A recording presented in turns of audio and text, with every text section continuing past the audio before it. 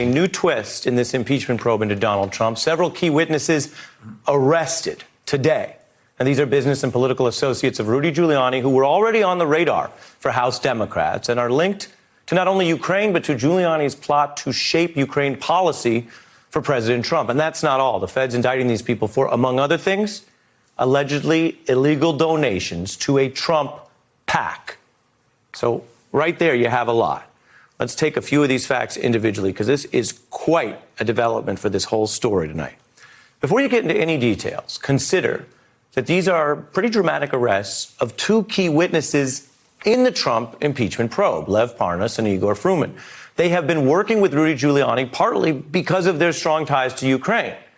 So right there tonight, before we get any further, the basic storyline of this arrest is out of a spy movie.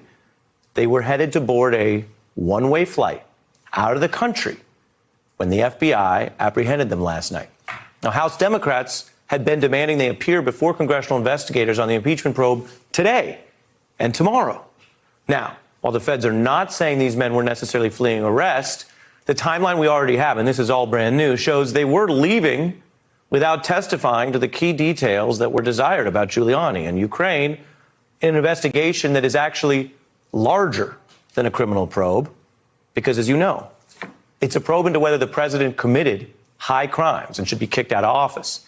And Congress thinks these men knew things that could address whether to impeach President Trump, like how Giuliani plotted with foreign governments and how he tried to run a shadow foreign policy, which could ultimately be ruled a criminal foreign policy, which, as you know, was designed to target Joe Biden and help Trump's reelection. So what we have today is a new indictment from the feds that touches on some of this. It's not the only reason they're charged, but it does note these are the men who helped Rudy Giuliani get meetings with Ukraine heavyweights. We already know Giuliani and Trump wanted Ukraine to go after the Bidens. So a lot of this is coming in into plain view. Now, let me show you a couple more facts.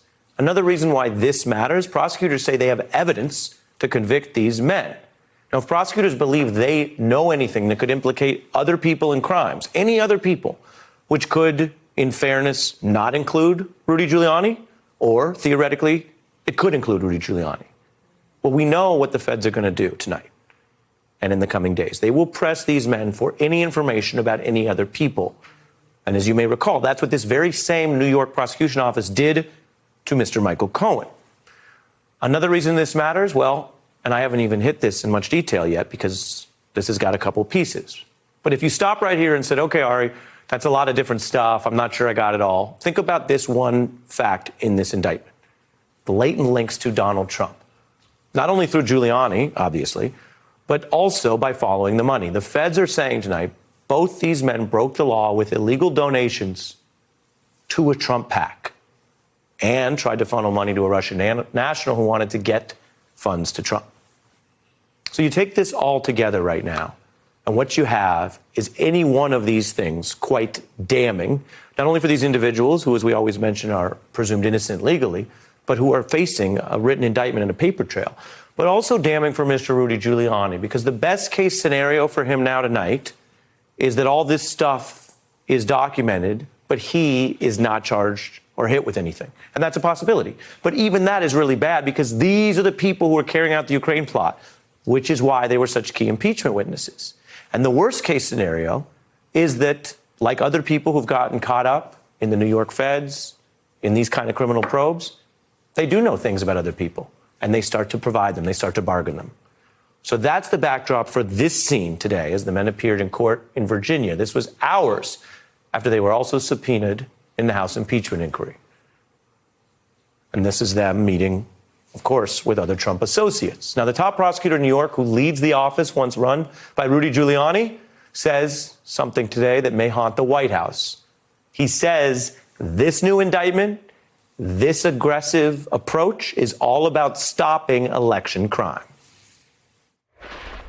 Protecting the integrity of our elections and protecting our elections from unlawful foreign influence are core functions of our campaign finance laws. And as this office has made clear, we will not hesitate to investigate and prosecute those who engage in criminal conduct that draws into question the integrity of our political process. the integrity of our political process. I'm joined by the Wall Street Journal's Shelby, Holliday, and Julia Yaffe from GQ. Both have been covering many aspects of this Ukraine scandal as well as other related international criminal enterprises. Good evening to both of you. Good evening. Julia, what does it mean that this has so many tentacles, but as we just laid out for viewers, if you even kind of digest one or two of them, there's a lot of smoke?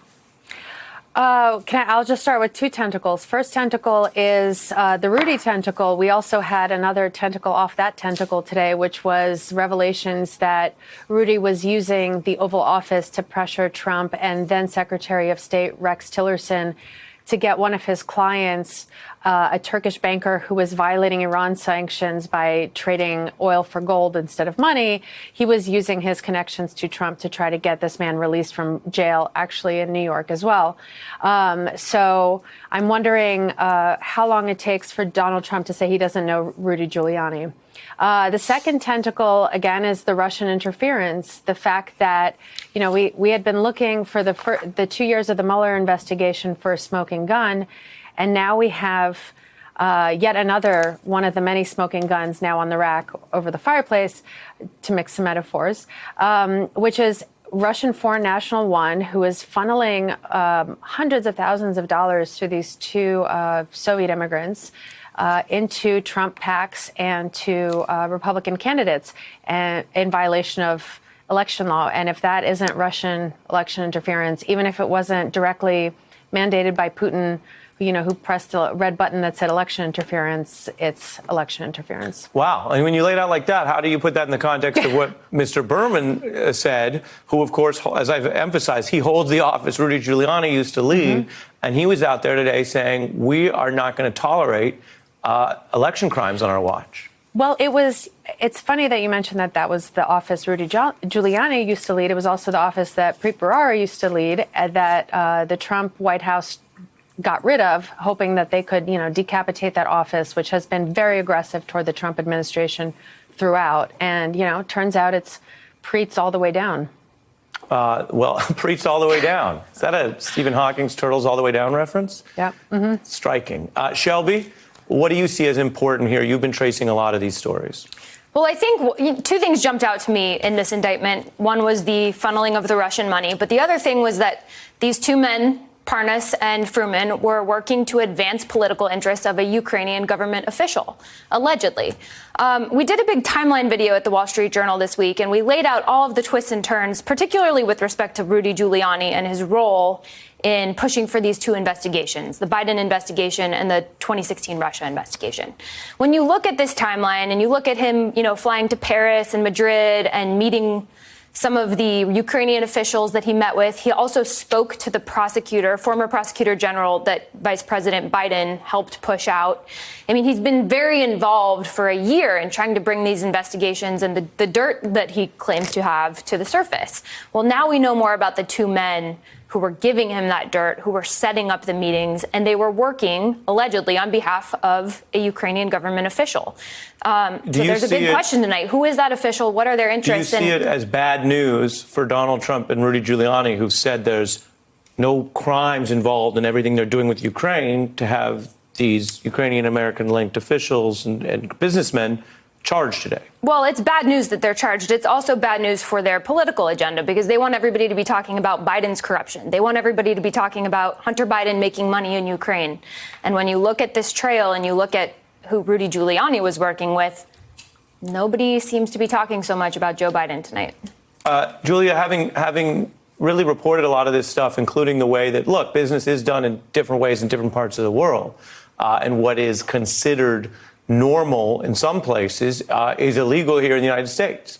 Indeed, there's laws like the Foreign Corrupt Practices Act, which basically say they may want bribes over there, but it's illegal for Americans and American companies to engage in that abroad, let alone here. How much of this is a situation where even if these individuals can make a kind of an argument, we weren't informed, we didn't know everything, to the extent that Giuliani was in the loop on any of this, doesn't he know better?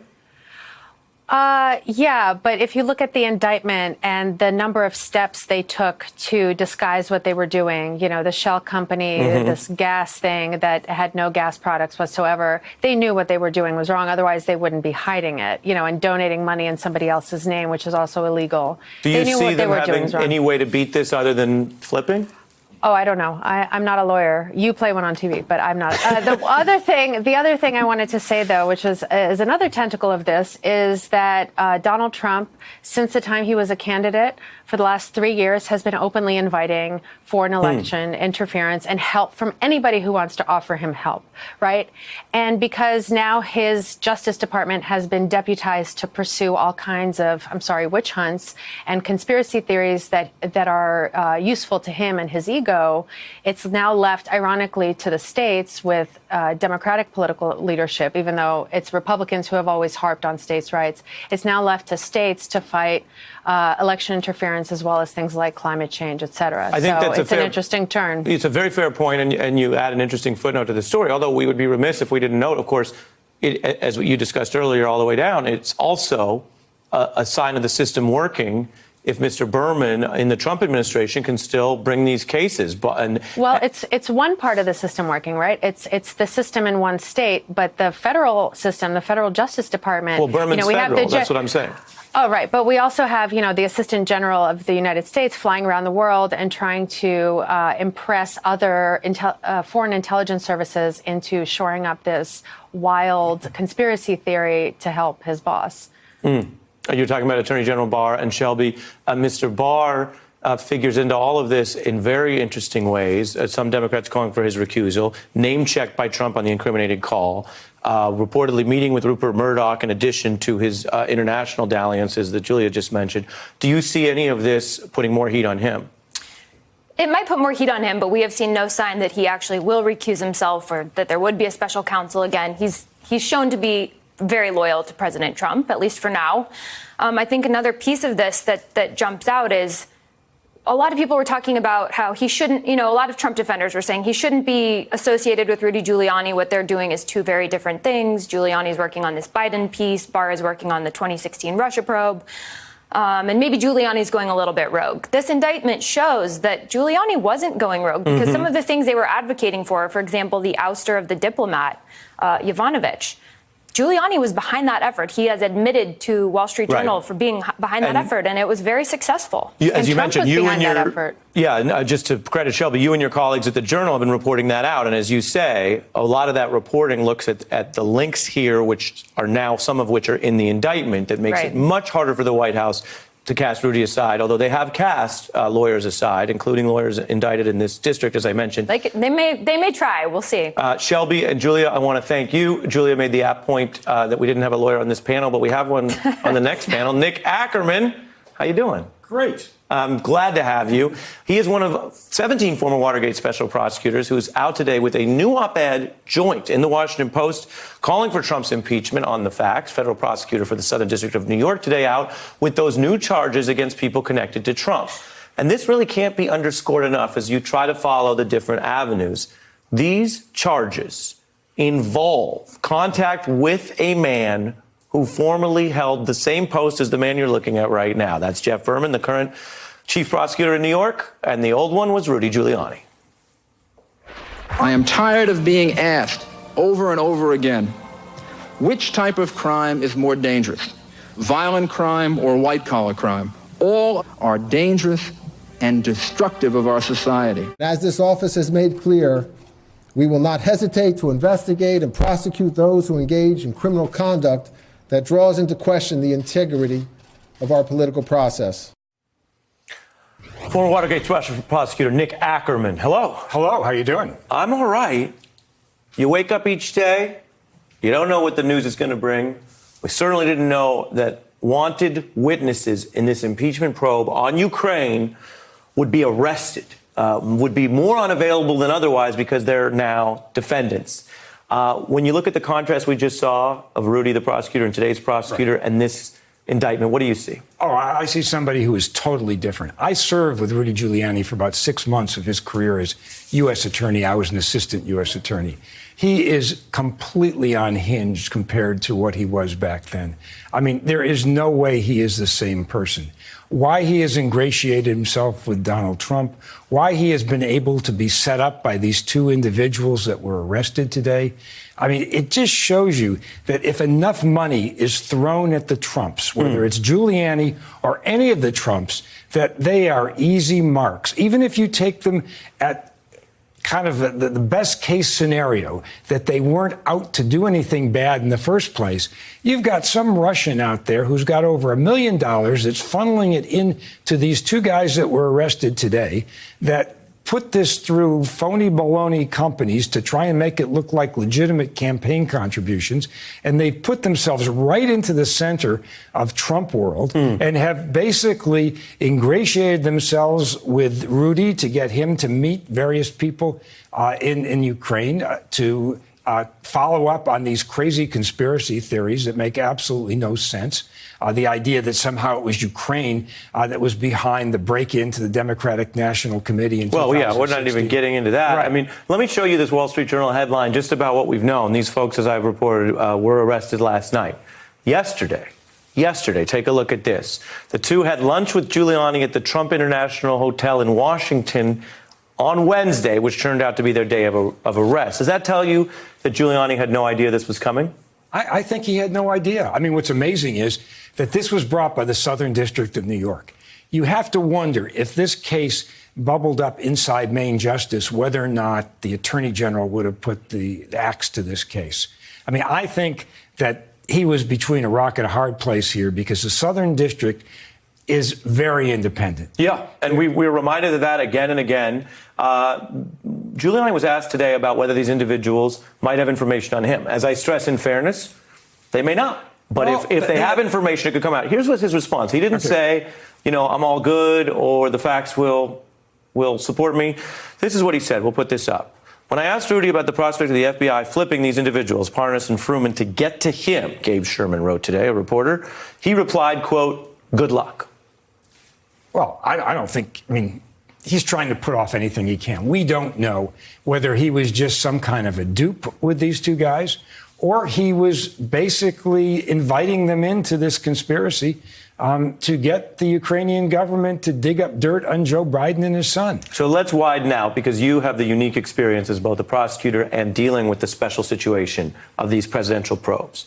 I see you have the homework, sir. I see you. I always have my homework. Yes, you have the indictment. I have the indictment. So my question to you as you look at this new indictment is what I'm holding in my hand restricted to the case of these individuals?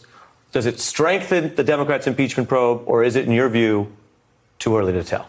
I think it does strengthen the Democrats' impeachment probe. I mean, it has elements in there that have to do with the firing of our ambassador to Ukraine, who was a foreign service career person that was pushed out for no good reason other than to make it easier for them to get to the Ukrainian government to investigate the Bidens. It's got information in there about monies that go to various high-level politicians, including Donald Trump, to ingratiate themselves in the Trump campaign and in Trump world. I mean, there are little pieces in here that raise lots of questions about how did this happen?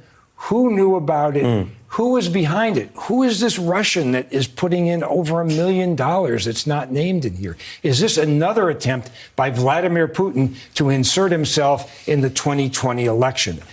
I kind of think so. Right. And all we know is that the feds say this is a crime, and they say their investigation's open, and these are two impeachment witnesses who have bigger problems even than congressional subpoenas. What a story.